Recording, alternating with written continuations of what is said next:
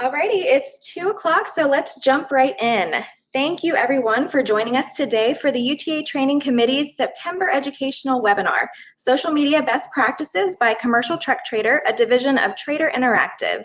And a special thank you to the UTA and Amy Shahan and Jody Johnson for inviting us to present today.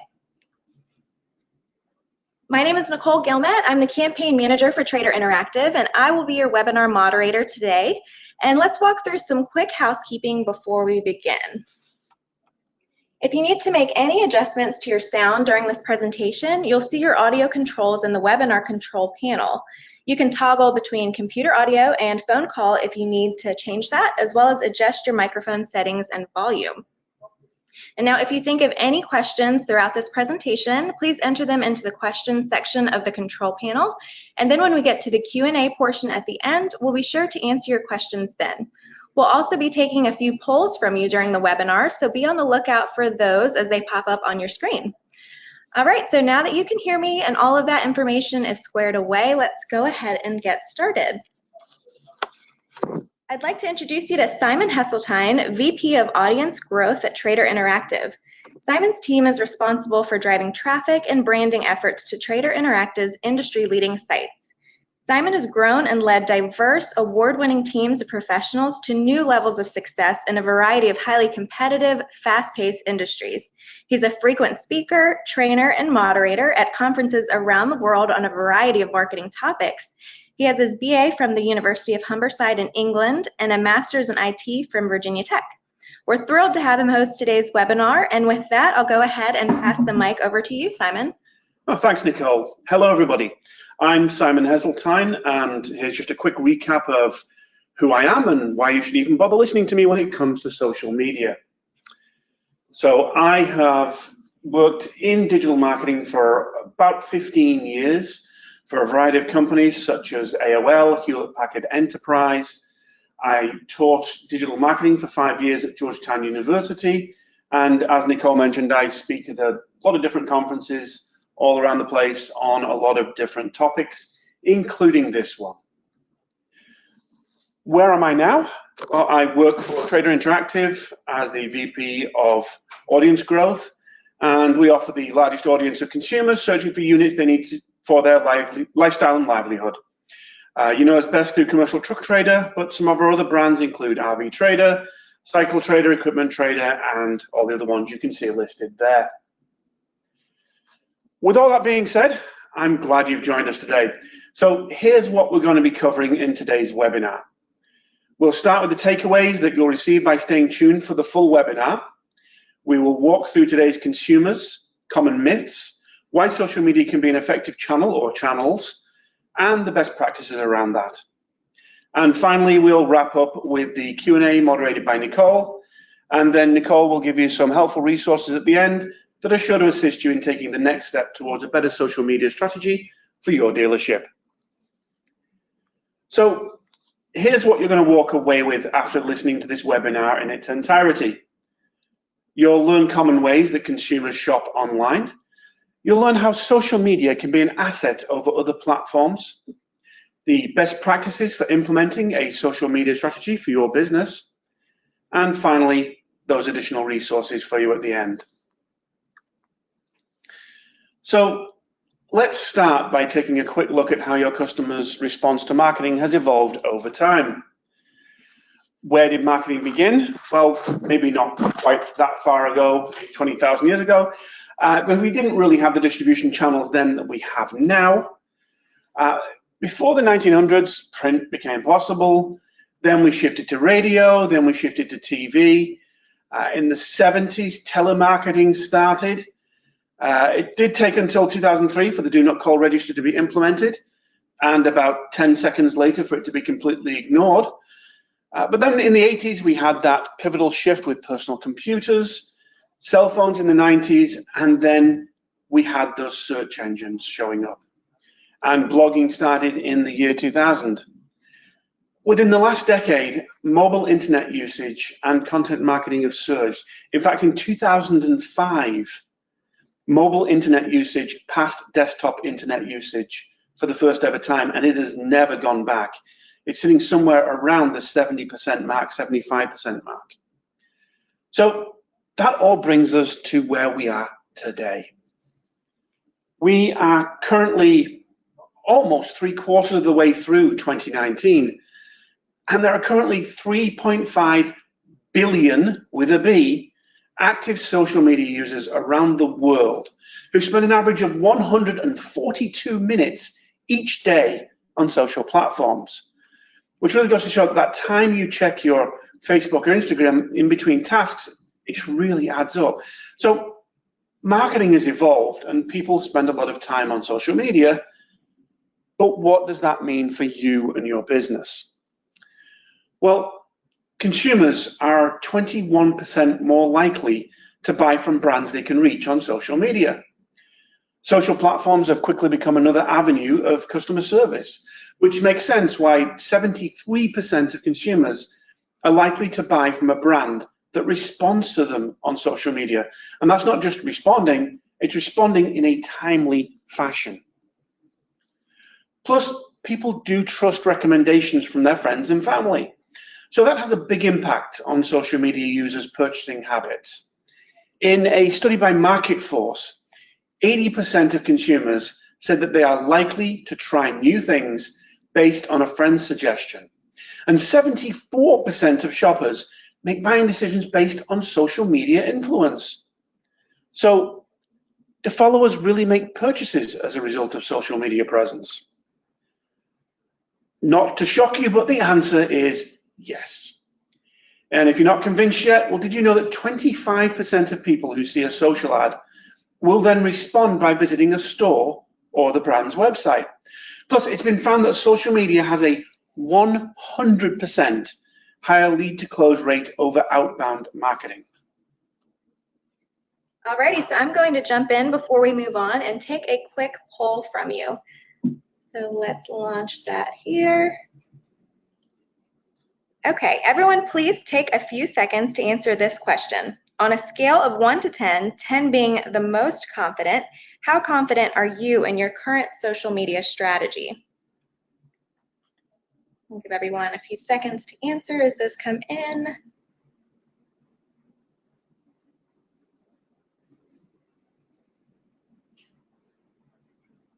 Just a couple more seconds while you're entering.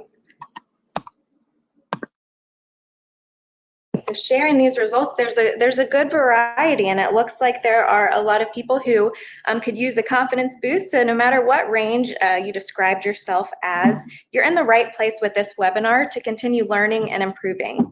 So with that, I'll hand it back over to Simon. So thanks, Nicole. So after talking through all those stats we covered, you might be wondering, well, great, but truck professionals aren't researching trucks on social. Well, think again. I'm going to go over some common social media myths that I would like to disprove today. Myth number 1, truck professionals are not on social media. Well, it's a myth, so it's wrong. A recent Randall Riley survey received responses from 323 truck and trailer professionals, and 58% said they're not on Facebook. 54% said they are on LinkedIn, and 48% said they are on YouTube. When asked on a scale of 0 to 10 how frequently they use social media to get information about the trucking industry, 19% rated a 10 saying that they were constantly on Instagram, 21% rated a 10 saying that they were constantly on Facebook. Let's just hope they weren't actually driving when they were using them. So, myth number 2, followers are not customers. Again, it's a myth, it's wrong. Businesses often think followers aren't necessarily customers, but 78% of American consumers have discovered retail products to buy on Facebook. And as we mentioned before, social media has that 100% higher lead to close rate than outbound marketing. And finally, Trader Interactive Division's commercial web services, which manages social media for the trucking industry, saw its dealers earning over 300% more website visitors simply from posting regular inventory ads. And lastly, myth number 3. Social can only be used for advertising. Again, it's a myth. Although advertising on social is successful, Customers are also looking for other valuable types of content there. The most engaging content makes an audience feel more knowledgeable, helps them relive an experience, or provides valuable utility. Remember, they could be looking to you as a resource for their industry news. So you want to make sure that you're nurturing that relationship. So here's an example of the type of content that we mean. Sharing industry news is crucial. Not only does it alert your customers to industry trends that may impact them, but also demonstrates that you have an understanding of the elements that are informing their business decisions. Here's another example. Video is consistently one of the most engaging pieces of content. As our society becomes increasingly more visual-centric, it's a great way to capture your followers' attention. Quick tip videos are always valuable and easy to extend to a regular series. And if you stay tuned, we'll be giving you some more examples of valuable content later in the presentation. So now that all these myths are busted, this brings us to the why. Why use social media in your business? Well, social media is here to stay. It's important to realize that it's not just a passing fad for your customers. So you need to be where they are. In fact, I'd also say that you need to be where they aren't, or at least aren't currently. That doesn't mean you should focus on those social channels, but you should at least grab your namespace, the handle that you would use over there that makes sense for your business. Because if you don't, somebody else may, and that may be somebody who doesn't care about your business or has a grudge against your business. And then you are opening yourself and your customers up for confusion and potential reputation management issues. Alrighty, I'm going to jump in again here to take a quick poll from you. I would like to quiz you for a second. Let's launch this poll, and hopefully it doesn't stick this time on your screen. But here you are. Your choices are every 6.4 seconds, every 64 seconds, every 6 minutes, or every 4 hours is when somebody joins a social media platform. So go ahead and get your votes in, and we'll give everyone a few seconds to choose. Alrighty, it looks like most of you did choose every 6.4 seconds, and that is the correct answer. People are joining social platforms that often, and we just wanted to point it out because it's pretty eye-opening. So while you're letting that sink in, I'll pass it right back over to Simon. Thanks, Nicole. I just wonder how that person who joins a social network every 6.4 seconds has time to do any work. So key reasons to have an active social media presence are to harness that exponential growth for your business, foster relationships with your customers, and showcase yourself as an industry leader. So how do you become that trucking resource on social media? That's a great question that I just asked myself. And the answer to that comes in the form of our top 9 tips for adhering to best practices when implementing a social media strategy. So tip number 1, determine which platforms you should be on. Tackling all of them isn't realistic or strategic. Use data like your analytics platform, whether it's Google Analytics or something else, but most folks tend to use GA. Use that to determine what platforms your audience is the most prevalent on, and start with those channels first. But again, don't forget to at least register your name on the other channels for if they do take off at some point. Once you've determined which platforms will be the best for your success, make sure to always have key business information up to date on them. So here is a Facebook example that includes location, phone number, method of contacting, and website. We would also heartily recommend adding your hours of operation as well. In addition to that, you should always check your messages on social media. We can attest to the fact that customers often reach out via direct message for customer service. So this is a critical factor in keeping your profiles up to date and responsive. So most people do tend to forget this one, setting your goals. I mean, like you would with any other marketing channel, you need to make sure that you are setting specific and measurable goals for yourself and baselining where you are right now so you know how you've got to whether you've got to the place you want to get to. This helps you keep track of that progress on your social media channels. So some examples of these types of goals that you would want to have would be growing your Facebook following to a certain number, increasing your email subscribers by X amount through social media pushes for signups, or increase inquiries about XYZ product services by a certain percentage. So if you're feeling gung-ho about social media for your business, that's great. But another best practice is to make sure you don't inundate your followers with too many posts too often. So here is a starting cadence that we recommend. Something like 1 to 2 posts a day on Facebook, 3 to 5 a day on Twitter, 1 a day on LinkedIn, 1 to 2 on Instagram, and for YouTube, only maybe 1 to 2 videos a month.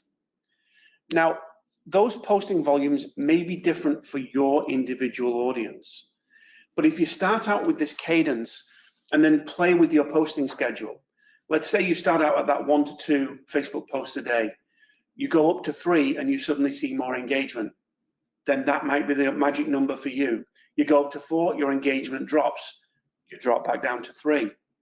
You just play with that posting schedule and figure out what works best for you and for your audience. And don't forget to think about the time of day as well. When is your audience looking at your site? When are they looking at your social media channel? Do they engage with you during the workday?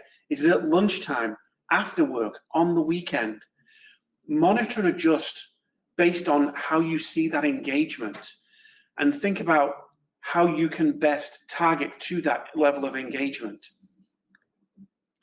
So another common mistake is to only feature promotional material about your business. Social doesn't have to only be for selling. Don't forget to also highlight relevant content like industry news or research, inspirational quotes or stories related to the industry, and personal content like behind the scenes photos or videos of what's going on at your business, around your business, what your business is doing within the community. Show that you are actual people and that the actual people are involved in your business. Make a human connection. That can make all the difference. So engagement is a key metric in making your social media channel successful and truly building that relationship with your customer base. You want to build that community, which you can do in a couple of easy ways. Be sure to have a consistent voice to help followers easily identify your post. Have a similar tone throughout your posts, and that will give your business a personality that your followers can relate to and connect with. Also, like and comment on positive interactions you see your followers leaving to help build that community and engage with your audience. I'd also say do the same for neutral comments. And when you do get those negative comments, everyone gets them at some point or another, be sure to address them. It can make the world of difference for that relationship, and it will also showcase to other followers that you take their concerns seriously and address them quickly. But don't be afraid, once you've made that initial engagement with a negative commenter, to take that offline and continue that discussion there to address any real issues they may have with you. So you should also really utilize social media as a way to get to know your audience better. Social media is a hugely undervalued resource for getting to know your customer, yet it's giving you a direct pathway to what they're truly interested in. So here are some of the key audience demographics you can see through social. There's gender and age, location, interests, household income, consumer behavior, specific times of day that they're on the platform, which can help you with identifying when you should be posting, and lots more. Also, make sure to routinely review your social media analytics to see if your strategy needs to be adjusted. Remember those goals from tip number 3? Always keep them in mind and track to see how the results are stacking up against them. Are you succeeding? If so, how can you double down or apply that elsewhere? Where are you falling short? Fail fast and change. Pivot your strategy where you can. And finally, just like you would with any other business strategy, be sure to stop and look at what you're doing. Use common sense. I know sometimes it seems like it's in short supply in the world, but this is going to make all the difference. You know, is what you're going to do going to offend some folks? Is what you're doing on brand? Is it something that's worth posting? And then also take a step back.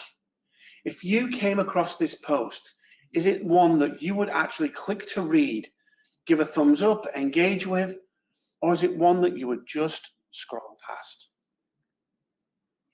So let's do a quick recap of these best practices. Number one, determine your platforms.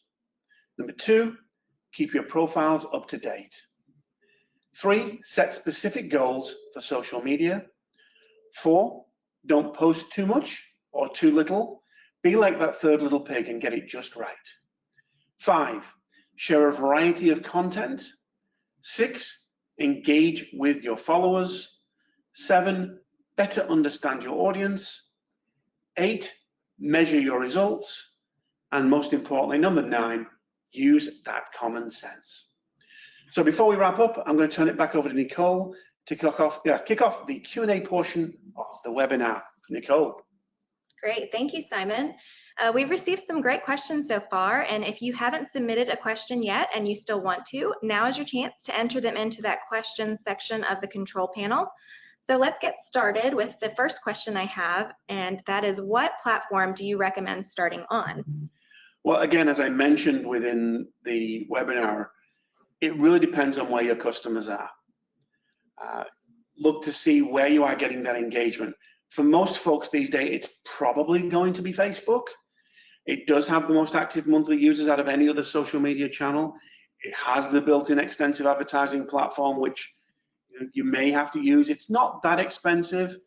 You might be able to get folks coming to you for like 3 cents a click. Ideally, you're going to want to be doing the organic side of it, but they do like to push you the other way. But again, you do want to think about where you're going to be going and how you're going to get there, and keep looking and keep trying the other platforms as you move forward. Awesome. Another question we have is, are there any things you should not do on social media? Yeah, I mean, I do conferences, an hour-long presentation on how brands screw up social media, and there are just so many different ways that they do that. I mean, just thinking about some of them off the top of my head, I mean, one is, don't post without taking a second read through, or having somebody take a second look at what you're going to post. If you're going to post something that has, grammatical errors in it, that makes you look unprofessional. If you're going to post something that you think is funny, but others might find offensive, it's good to just get that second pair of eyes on it. You also don't want to do everything that your competition is doing, unless it's really, really working for them. But I mean, you want to differentiate yourself. You want to stand out. So, think about how you can be creative and test different material to see how your followers engage with it. And then one other one that I do want to throw out, because that does happen to a fair few places, is your social media person. Make sure that they know which account they're posting to. You don't want them posting their weekend plans to the business page when they meant to put those onto their personal page. Also, make sure that you as the company have a document somewhere with all the passwords to your social media account. Believe me, if you have somebody leave and you don't have those passwords, Twitter is probably not going to listen to you about resetting the passwords on that account. Neither will Facebook. So make sure you've got yourself fully covered on that side. Awesome. Another question we have is, our dealer group has over 20 locations. Do you recommend a Facebook page for each location, or do you recommend sticking with one corporate page? We've debated this topic and currently have only a corporate page in order to maintain quality and consistency. What are your thoughts? I mean, you're going to get a standard "it depends" answer here.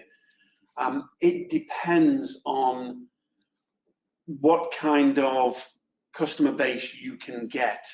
I mean, if you are going down to those individual locations, you're going to have to build out 20 different pages. If you have the staff to be able to do that, to be able to continue to stock those pages with enough quality content and engage individually with all the folks that would be responding to those pages, then maybe you want to go to the full 20.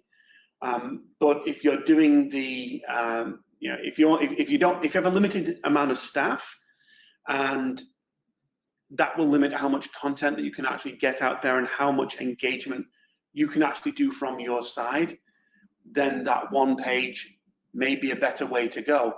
But I would still recommend that for things like your Yelp profiles and so forth, that you have those individually set out for each of your dealerships, and so they all have their separate hours on there and so forth. Makes sense. Is there any benefit to using more than 4 hashtags? I mean, it's an interesting question.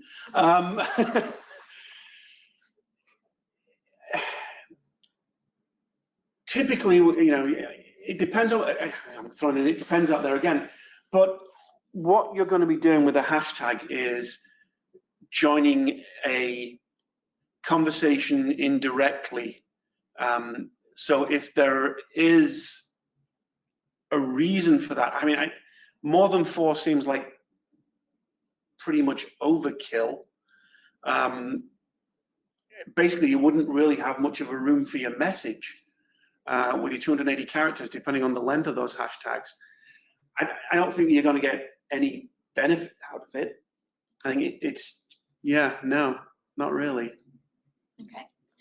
And how do you recommend getting reviews, especially from larger fleets? So getting reviews is an interesting one. One of the things that we have looked at is with our actual customers when they have actually gone to dealerships, when they have made a purchase or even just visited the dealership, actually emailing them a follow-up a week later, asking them about their experience, so that they will then come back and give us a review for our different dealerships. That might be one way to do that with, basically a post-trip email to folks that have been into your dealerships. That's probably about the best way. Okay. And now another question about the best way. What is the best way to gain followers? I'm going to say again, the best way to gain followers is to do that organically, and that's to post some great content and actually share your content. Don't forget that if you have individuals that work for your dealership as well, they can be sharing your corporate information out to their audiences, which can help to spread that around and find folks that want to hear what you have to say, that are interested in that industry. The one thing that I think is not a great idea is to basically do like big giveaways. I mean, if you're doing something like giving away some swag for your dealership, that's fine. But if you're doing something like, oh, we're going to give away a trailer to one of our followers, if you follow, then all you're going to get are people who want free stuff following you, and they're really unlikely to actually want to engage with you. We did that over at Autoblog, and we gave away a car. I think we gained about 250,000 followers on Facebook, and out of that 250,000, barely any of them engaged with the Facebook page once that promotion was over. So organically. Great. Another question is, I'm starting a new launch for my company with a fresh new look. What can I do to get people to navigate towards my page? I'm assuming we're talking about a Facebook page here. I mean, if you're doing a new look on your website as well, I mean, make sure that you do prominently feature your social channels on your website, so that folks that are looking at your actual site can then come into Facebook. Again, when I was over with Autoblog, we actually put social sharing on all our articles, which is what you would expect, and we would see those getting shared. We put social sharing on the home page just to see what happened, and it actually became our most shared page, which was really, really interesting. But it's I'm sorry, you'll go back to the question. Yes, so starting a new. Yeah. So I mean, again, if it's the website that you're redoing, make sure you're featuring your social pages prominently.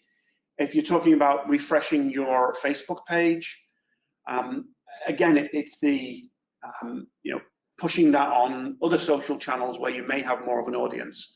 So if you've got, you're redoing your Facebook page, make sure to tweet about that, and try and get folks that are on other channels interested to come over.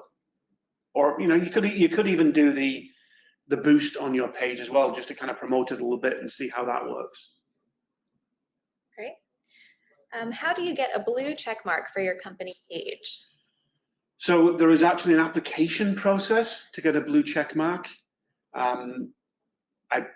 On Facebook, I don't have the link, but you can actually just do that search for how to become a verified page on Facebook. On Twitter, I believe they have actually pulled the blue check mark verification at the moment. It may have come back. And again, that's another application process if it is there. And basically, they just want to ensure that you are who you say you are.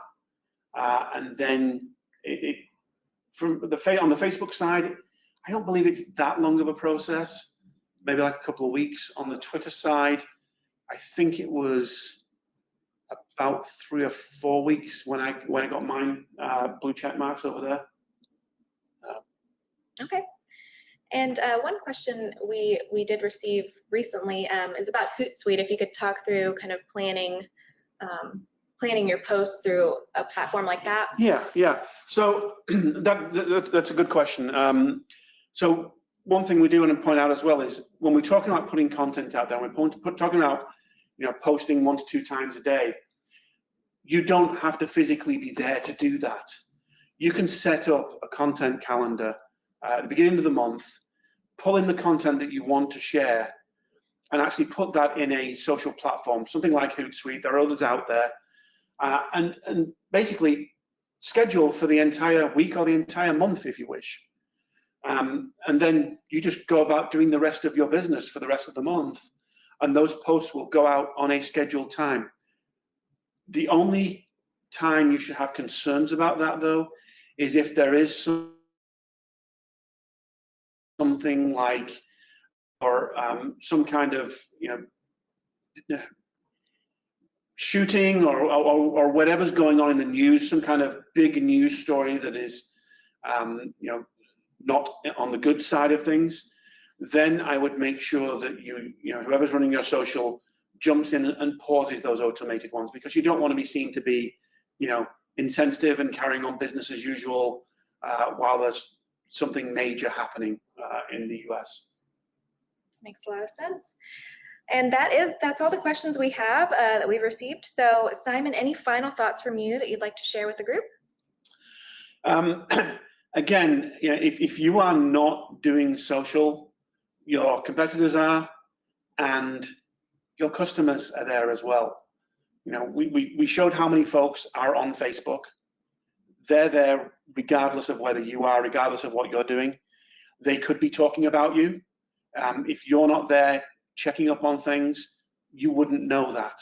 They'd still be doing that, talking about you. Make sure, again, that when you do have a page, that you are checking your DMs, that you are checking the responses to your posts as well. Because you may put out a funny post about something happening with a truck, and someone will just comment under that, "Oh, are you open this Saturday?" Well, if you're not responding to that in a timely fashion, that could be a potential customer that you've lost. So yeah, just make sure to keep a vigilant eye on things. Great. Thank you, Simon, and thank you everyone for your questions. And so I'll jump into that additional resource that we mentioned at the beginning of this webinar. Simon walked us through a ton of helpful tips and tricks, but what if I told you we could take care of your social media strategies for you? Trader Interactive has social media teams and resources that can do just that. Attached in the handout section of the control panel on your webinar screen, you'll see 2 free one-sheeters that you can download from there with more information about 2 services that we offer. Go Social, which is the name of our social media management solution, where we build and maintain your social media presence, and social retargeting, which leverages in-market consumers who leave commercial truck trader and browse social media websites. And these are tried and true strategies that we've implemented for our truck dealers, so be sure to check those one-sheeters out for more information. And with that being said, if you can't get enough of social media, feel free to reach out to us at marketing@traderinteractive.com. We are happy to hear feedback on this webinar, answer any additional questions that you might have, help you get started with one of our social media services, or just chat about the latest social media trends with us. We'll also send you an email after today's presentation with this recorded webinar, as well as copies of those one-sheeters for you. Well, thank you again to the UTA for having us, and to all of you for tuning in to the UTA Training Committee's September educational webinar. We hope you enjoyed it, and we hope you have a fantastic rest of your week.